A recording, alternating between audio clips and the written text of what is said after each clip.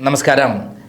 ഇപ്പോൾ നമ്മൾ കണ്ടിട്ടുള്ളത് തിരുട്ട് ഗ്രാമത്തിൽ, അതായത് തമിഴ്നാട്ടിലെ തിരുട്ട് ഗ്രാമങ്ങളിൽ നിന്നും വന്നിട്ടുള്ള കുറുവാ സംഘം, കൊള്ള സംഘം അവർ നടത്തിയ ഒരു വീടിന് മുന്നിൽ എറിഞ്ഞ് വാതിൽ പൊളിക്കുന്നു, ഉള്ളിൽ ആയുധങ്ങളുമായി കയറി കൊള്ള ചെയ്യാൻ കയറുന്നു.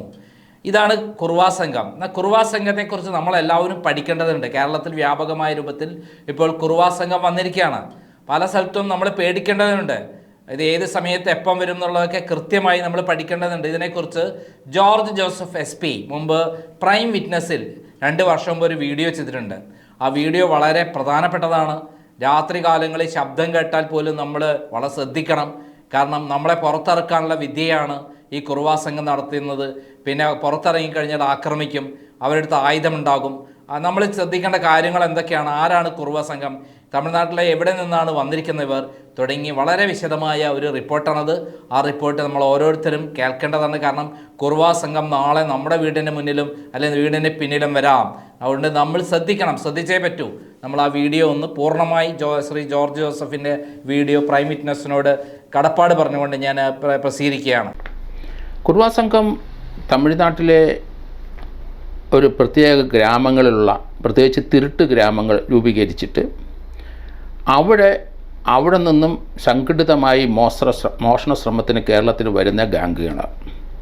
ഇത് പാലക്കാട്, മലപ്പുറം, അതുപോലെ തന്നെ തൃശ്ശൂർ ജില്ലകളിൽ ധാരാളം സംഭവങ്ങൾ റിപ്പോർട്ട് ചെയ്തിട്ടുണ്ട്. വളരെയധികം കള്ളന്മാരെ കേരളത്തിൽ പിടിച്ചിട്ടുമുണ്ട്. അപ്പോൾ ഇത് കുറുവാ സംഘമാണ്. പ്രത്യേക ഒരു ജാതിക്കാരല്ല, പല ജാതിയിലുള്ളവരായിരിക്കും. ആ ഗ്രാമത്തിൽ താമസിക്കുന്ന അവിടുത്തെ മൂപ്പൻ, ആ മൂപ്പനാണ് അവിടുത്തെ കാര്യങ്ങൾ അന്വേഷിക്കുന്നത്.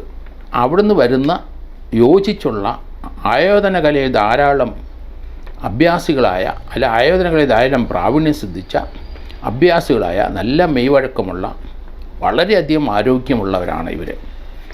ഒരു സംഘത്തിൽ 20 പേരെങ്കിലും മിനിമം ഉണ്ടാവും. അവർ 2-3 ഗ്രാമങ്ങൾ ഒന്നിച്ച് അവർ ഒരേ രാത്രി തന്നെ മോഷണം നടത്തുകയും ചെയ്യും. രാത്രി 2 മണിക്കും 4 മണിക്കും ഇടയ്ക്കാണ് കുറുവാ സംഘം അവരുടെ ഓപ്പറേഷൻ.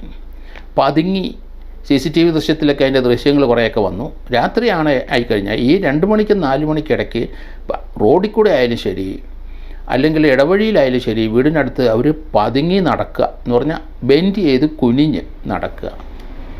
ചിലർ വീടിനടുത്ത് വന്നു കഴിഞ്ഞാൽ അവർ ഷോർട്സിലാണ് അവരുടെ രാത്രിയിലെ വസതിയിൽ നിന്ന് പതുക്കെ ഇറങ്ങുക. എന്നിട്ട് നമ്മുടെ വീടിൻ്റെ പിന്നിലെത്തും. എത്തിയിട്ട് അവർ ചിലപ്പം നമ്മുടെ ടാപ്പ് തുറക്കും. അപ്പോൾ ടാപ്പിൽ നിന്ന് വെള്ളം വീഴുന്ന ശബ്ദം കേൾക്കുമ്പം വീടിനകത്ത് ഉറങ്ങാൻ കിടക്കുന്നവർ രാത്രി ഉറക്കത്തിൽ ഈ ശബ്ദം കേട്ട് കഴിഞ്ഞാൽ അവർ ആ ശബ്ദം കേട്ട സ്ഥലത്തെ വാതിൽ തുറന്ന് അങ്ങ് ഇറങ്ങുക. അപ്പോൾ അവർ കള്ളന്മാരെ കാര്യവും കുറുവാ സംഘത്തിൻ്റെ കാര്യമോ ഒന്നും ആലോചിക്കത്തില്ല നമ്മൾ. അതൊരു സ്വാഭാവികമായി നമ്മൾ ടാപ്പിൻ്റെ വെള്ള ശബ്ദം കേൾക്കും, അയ്യോ വെള്ളം പോകുന്നുണ്ടല്ലോ, വളരെയധികം പൈസ ആവുമല്ലോ എന്ന് വിചാരിച്ച് നമ്മൾ പെട്ടെന്ന് അത് ശബ്ദം കേട്ടവർ, സ്ത്രീകളായാലും പുരുഷനായാലും, അന്നേരം മറ്റൊരു പോലും പറയാതെ പോയി അങ്ങ് അടച്ചിട്ട് വീണ്ടും കയറി കിടക്കാം എന്ന് വിചാരിച്ച് അവർ ഉറങ്ങിക്കോട്ടെ എന്ന് കരുതി പോവുകയാണ്. അത് അവിടെ ചെന്നാൽ പിടിക്കപ്പെടും, അടിച്ചു വീഴ്ത്തും. ചിലപ്പോൾ സ്ത്രീകളാണെങ്കിൽ കഴുത്തിലുള്ള മാല, കമ്മിൽ അല്ലെങ്കിൽ കാതിലെ കമ്മൽ എല്ലാം ഊരി അങ്ങ് എടുക്കും. ആരും അറിയില്ല. അടി കൊണ്ട് ബോധം കെട്ട് വീണ് കിടക്കുകയാണ്, ചിലപ്പം മരിച്ചെന്നും വരും. അവർ ഓപ്പറേഷൻ രീതി അതാണ്. വീട്ടിലെ ഒരു സാധനങ്ങളും, ഒരു ബാഗോ അങ്ങനെയുള്ള ഒന്നും കൊണ്ടുപോകില്ല. അവർ ക്യാഷും ഗോൾഡും മാത്രമാണ് അവർ കഴിവുള്ളിടത്തോളം അവരെടുക്കുന്നത്. ബാക്കി തെളിവുകളൊന്നും അവശേഷിപ്പിക്കാതെയാണ് ഓപ്പറേഷൻ രീതി. അത് നമ്മുടെ പാലക്കാട്, തൃശ്ശൂർ, അതുപോലെ മലപ്പുറം ജില്ലകളിലൊക്കെ, അല്ലെങ്കിൽ തിരുവനന്തപുരം വരെ എല്ലാവരും വന്നിട്ടുണ്ട്. ആക്രി പിറക്കുകയാണ് മെയിൻ ജോലി. ആക്രി പിറക്കുന്നവരെ സൂക്ഷിക്കണം. 10, 15, 16 വയസ്സുള്ള പെൺപിള്ളേരുണ്ടാവും. നമ്മുടെ വീടുകളിലൊക്കെ അവർ വരും, ചെറുപ്പക്കാരികൾ വരും. അതൊക്കെ വീട് കണ്ടെത്താനും അവിടെ ആക്രി സാധനങ്ങളാണെന്ന് വിചാരിച്ച് വന്ന് ആ വീടിൻ്റെ പരിസ്ഥിതിയെല്ലാം വാച്ച് ചെയ്തിട്ട് ഇൻഫർമേഷൻ അവർ തന്നെയാണ് കൊടുക്കുന്നത്. പിന്നെ കല്ല് കൊത്താനുണ്ടോ, അല്ലെങ്കിൽ അങ്ങനെ കല്ലുകൊത്തുകാർ വരുന്നുണ്ട്. അപ്പോൾ അത് നാട്ടിൻ പ്രദേശത്തൊക്കെ അവർ ഒന്ന് തമ്പടിച്ചിട്ടാണ് അവർ കല്ല് കൊത്താനും അങ്ങനെയുള്ള പണിക്കൊക്കെ വരുന്നത്. അരകല്ല് കൊത്താനും ആട്ടുകല്ല് കൊത്താനും ഒക്കെ നടക്കുന്നവരുണ്ട്. അതൊരു ഒരു കുടുംബം അല്ലെങ്കിൽ 10 രൂപ ഒന്നിച്ച് നീങ്ങുകയാണ്. അപ്പോൾ ഇവരെ നമ്മൾ വളരെ ശ്രദ്ധിക്കണം. അവരുടെ ഓപ്പറേഷൻ രീതി വ്യത്യസ്തമാണ്. വീടിൻ്റെ പിന്നിലെ ടാപ്പ് തുറക്കുമ്പോൾ ശബ്ദം ഉണ്ടാകും. അതുപോലെ കുട്ടികളുടെ കരച്ചിൽ, ചില ശബ്ദം ഉണ്ടാകുമ്പോൾ ഏത് കൊച്ചാണോ, അയലോക്കത്തെയാണോ ഇവിടെയാണോ, നമുക്ക് നമ്മുടെ കൊച്ചുങ്ങൾ ഉണർന്നതാണോ, നമ്മുടെ വീട്ടിൽ കുട്ടികളില്ല, അങ്ങനെ ഒരു കൊച്ചിൻ്റെ കരച്ചിൽ എങ്ങനെയാണ് കേൾക്കുന്നത്? അതിൻ്റെ ക്യൂരിയോസിറ്റി കൊണ്ട് നമ്മൾ അറിയാതെ വീട്ടിൽ നിന്ന് എഴുന്നേറ്റ് നമ്മൾ പിന്നിൽ ആ ശബ്ദം കേട്ട സ്ഥലത്തോട്ട് പോകും. അപ്പോൾ ഇത് അവരുടെ മോഷണ രീതികളാണ്. അതുപോലെ അവരെ സംബന്ധിച്ചിടത്തോളം കേരളത്തിലെ പല ജില്ലകളിൽ അവർക്ക് കേസുകളുണ്ട്, ധാരാളം കേസുകൾ അവർക്കെതിരായിട്ടുണ്ട്. 10-50 കേസുള്ള ചില വീരന്മാർ സ്ഥിരമായിട്ട് വന്ന് ജയിലിൽ പോയി വീണ്ടും ഇറങ്ങി വീണ്ടും അടുത്ത സ്ഥലത്തോട്ട് നീങ്ങി മോഷണം നടത്തുന്നവരുണ്ട്. അപ്പോൾ നമ്മൾ ഇതിനൊക്കെ ചില പ്രിവെൻറ്റീവ് മെത്തേഡ് എടുക്കാനേ പറ്റുള്ളൂ. കുർവാ സംഘങ്ങൾ വന്നു കഴിഞ്ഞാൽ, അല്ലെങ്കിൽ അതുപോലെയുള്ള തിരുട്ട് ഗ്രാമത്തിൽ വരുന്ന അവരുടെ ഓപ്പറേഷൻ രീതി വളരെ വ്യത്യാസമാണ്. ആളുള്ള വീടുകളിൽ തന്നെ അവർ ഓപ്പറേറ്റ് ചെയ്യും. ആളില്ലാത്ത വീട് ഉണ്ടെങ്കിൽ വളരെ എളുപ്പമായി എന്നേ ഉള്ളൂ. നമ്മുടെ ഇവിടുത്തെ ചില കള്ളന്മാർ ആൾ ഇല്ലാത്ത വീടുകളാണ് മിക്കവാറും ഓപ്പറേഷൻ. പക്ഷേ ഇവരങ്ങനല്ല, ആളുള്ളതൊന്നും അവർക്ക് പ്രശ്നമുള്ള, ആളില്ലാത്തതാണ് വളരെ എളുപ്പം. ആളുള്ള വീട്ടിലും ഓപ്പറേറ്റ് ചെയ്യും. അവരെ അടിച്ച് വീഴ്ത്തി കൊല്ലുന്നതിനൊന്നും അവർക്ക് ഒരു ഭയവും ഇല്ല, അവർക്കൊരു പേടിയില്ല. അതിൻ്റെ ലീഗൽ പ്രശ്നം അവരെ പിടിക്കാനായിട്ട് വളരെ ബുദ്ധിമുട്ടാണ്. ഇവർ തിരുനെൽവേലി അല്ലെങ്കിൽ തിരുച്ചിറപ്പള്ളിയാണ് തമിഴ്നാട്ടിലെ ഏറ്റവും കൂടുതൽ തിരുട്ട് ഗ്രാമങ്ങളുള്ള ജില്ല. തിരുച്ചിറപ്പള്ളിയിലും അതുപോലെ തിരുനെൽവേലിയിലും ഒക്കെ അവിടെ നിന്നൊക്കെയാണ് കൂടുതലും ആൾക്കാർ വരുന്നത്. അതുപോലെ പാലക്കാടിൻ്റെ ബോർഡർ സ്ഥലങ്ങളിൽ നിന്നും ധാരാളം പേര് പാലക്കാട് തൃശ്ശൂരോട്ട് വരുന്നതൊക്കെ ആ ബോർഡർ ഏരിയയിൽ നിന്നാണ്. അപ്പം നമ്മൾ ശ്രദ്ധിക്കാനുള്ളത്, ഇതിൻ്റെ ഒരു പ്രിവെൻറ്റീവ് മെത്തേഡേ നമുക്ക് പറ്റുള്ളൂ.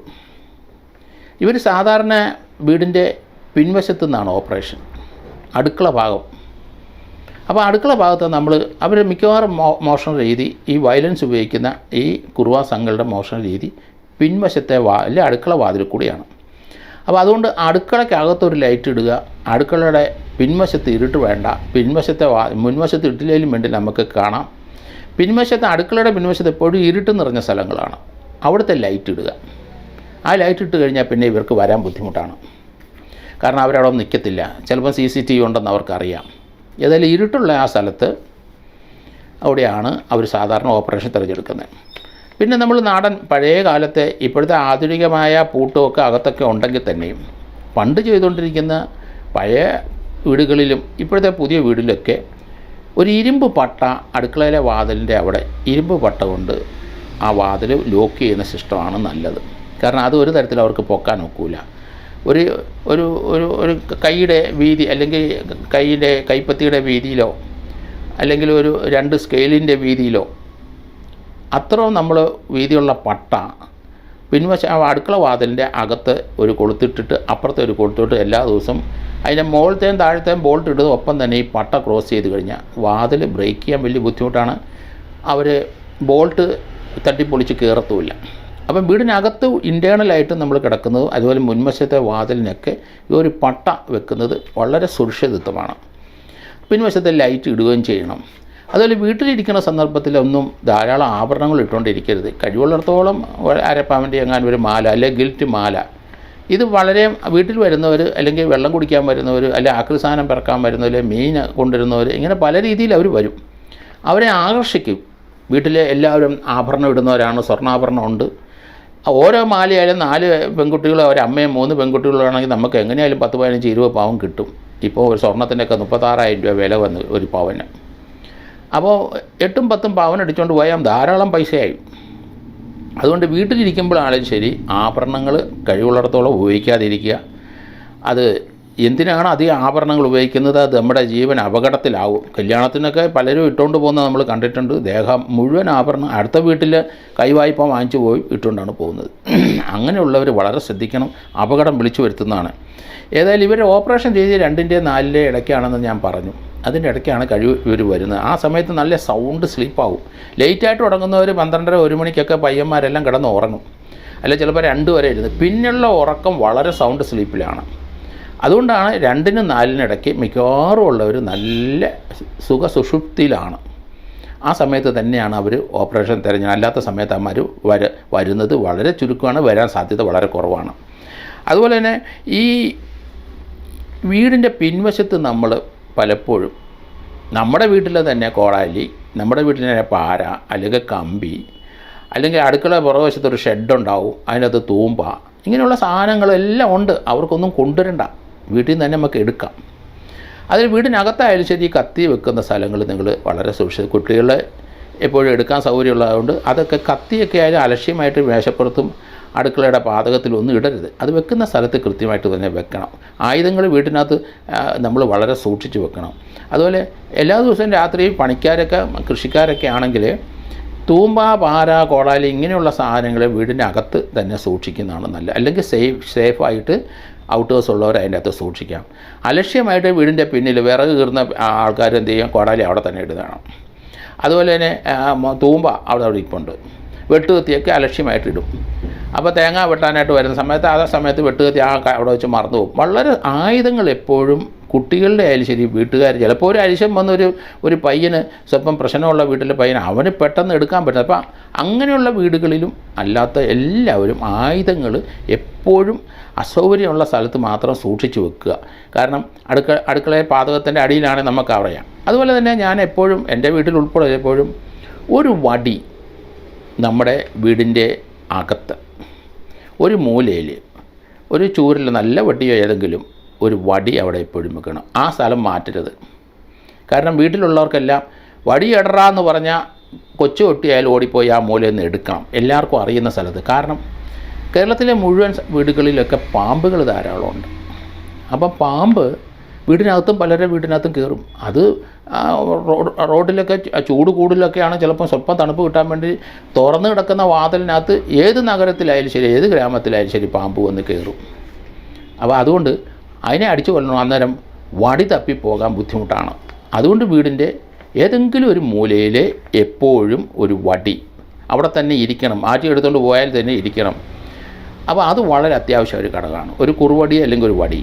മിക്കവാറും അങ്ങനെയുള്ള സ്ഥലത്തുനിന്ന് വടി ഒത്തിരി മുറിയുള്ള ആൾക്കാരുടെ വടിയെടുത്തുകൊണ്ട് വന്ന് പറഞ്ഞാൽ കിടന്ന് തപ്പണ്ട. നമ്മൾ വീടിനകത്തൊരു പാമ്പിനെ കണ്ടു കഴിഞ്ഞാൽ അത് ഉടനെ നമ്മൾ പേടിച്ച് വടിയെടുക്കുമ്പോൾ പാമ്പിൻ്റെ വഴിക്ക് പോവും.